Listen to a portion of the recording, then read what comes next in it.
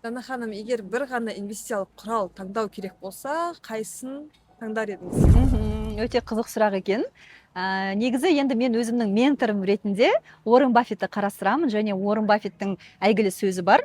Егер мен бір құралды алғым келсе, және оны жаңағы 10 жыл бойы оны ұмытып кеткім келетін болса, ол қандай құрал болар еді деп сұрақ қойған кезде, ол S&P 500 деп жауап берген еді. Сондықтан да меніңше ең сенімді құрал ретінде, егер маған бірақ таңдау берілетін болса, мен де осы S&P 500-ді таңдайтын едім. Не себепті? Себебі жалпы S&P 500-дің құрамына әлемдік ең үлкен, ең ірі 500 компания кіреді. Және де ол 500 компания ешқашанда бір уақытта банкрот болып кетуі мүмкін емес.